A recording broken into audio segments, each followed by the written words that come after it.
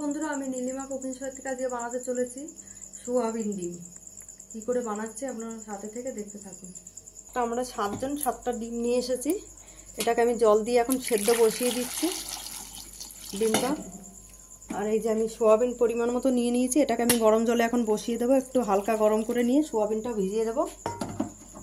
আর এই যে আমি আলু কেটে নিয়েছি, আলুটা কাটা হয়ে গেছে। এই যে আদা পেঁয়াজ রসুন আমি বেটে রেডি করে নিয়েছি। আর এই যে একটা টমেটো কেটে আমি রেডি করে নিয়েছি, টমেটোটা তো বসিয়ে দিলাম। আর এদিকে সোয়াবিনটাও গরম করতে বসিয়ে দিলাম গরম জল। ডিমগুলোকে আমি ছাড়িয়ে নিয়েছি, সেদ্ধ হয়ে গেছে। এইবার এইভাবে কেটে নিচ্ছি সব ডিমটা, এইভাবে আস্তে আস্তে করে এইভাবে কেটে দেবো। এই যে সোয়াবিনটাও গরম জলে আমার হয়ে গেছে রেডি করা। ডিমে একটু নুন হলুদ মাখিয়ে নিচ্ছি হালকা করে।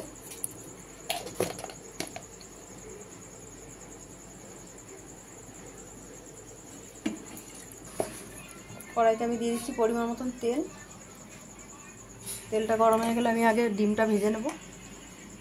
ডিম দেবো, এইভাবে আমি ডিমগুলো আস্তে আস্তে ভেজে নেব। আমার ডিমটা ভাজা, এবার তুলে দিচ্ছি ডিমটাকে।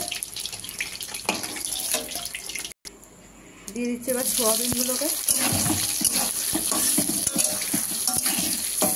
আমি ডিম সোয়াবিনটা ভেজে রেডি করেছি।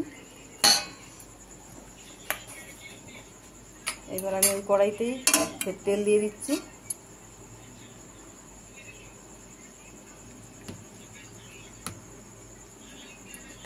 এবার তেল গরম হলে আমি ফোড়ন দিয়ে দেবো, এই তেজপাতা ফোড়ন দেবো, আর দেবো গোটা জিরা ফোড়ন দিয়ে এবার আমি আলুটাকে ছেড়ে দেবো। এই যে আমি দিয়ে দিলাম গোটা জিরা তেলে।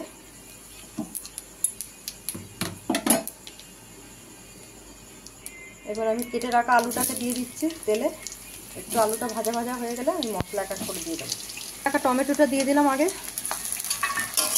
আলুটা ভাজা হয়ে গেছে এই জন্য টমেটোটা দিয়ে দিলাম। এবার দিয়ে দেবো আদা পেঁয়াজ রসুন বাটাটা, আমি বেটে রাখা আদা পেঁয়াজ রসুনটা দিয়ে দিলাম।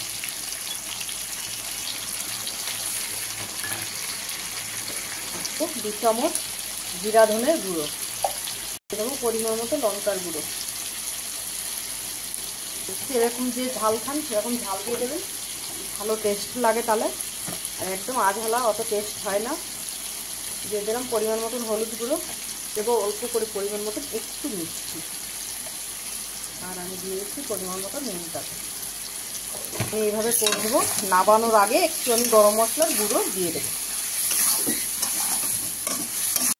হাফ কষা হয়ে গেছে, ওই জন্য এবার দিয়ে দিচ্ছি সঙ্গে সোয়াবিনটাকে দিয়ে ভালো করে কষবো। ডিমটা পরে দেবো, এটাকে দিয়ে এইভাবে কষতে থাকবো আস্তে।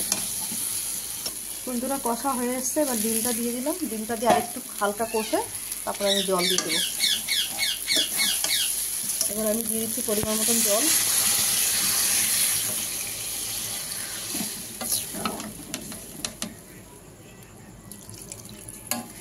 এবার দিয়ে দিচ্ছি ঢাকা, আস্তে আস্তে ফুটুক। এবার দেখো বন্ধুরা প্রায় হয়ে এসছে। আর একটু আলুটা একটু শক্ত আছে, আর একটু শক্ত গলবে, আর একটু ঝোলটা হালকা মরবে।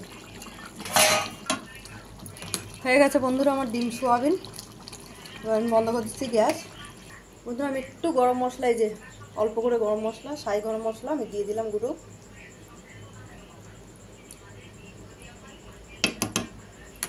এবার এটাকে দিয়ে নেড়ে চেড়ে আমি ঢেলে দেবো। দেখুন বন্ধুরা আমার ডিম সোয়াবিন রেডি। খেতেও খুব টেস্ট হয়, আপনারা এরকম বাড়িতে বানিয়ে খেয়ে দেখবেন, খুব সুন্দর হয়। রুটি দিয়েও খেতে পারেন, ভাত দিয়েও খেতে পারেন, আপনারা যেটা দিয়ে খুশি খুব ভালো করে খাওয়া যায়। আর নীলিমা কুকিং শোটিকে আপনারা ইউটিউবে আপনারা সাবস্ক্রাইব লাইক কমেন্ট শেয়ার করে দেবেন। আর ফেসবুকের বন্ধুরা আপনারাও লাইভ কমেন্ট শেয়ার করে দেবেন। আর নীলিমা কুকিং শো বলে পেজ খোলা আছে, ওখানে ফলো করে লাইভ কমেন্ট শেয়ার বেশি বেশি করে একটু করে দেবেন বন্ধুরা। একটু কমেন্ট করে জানাবেন আপনাদের ভালো লাগলো কি লাগলো না।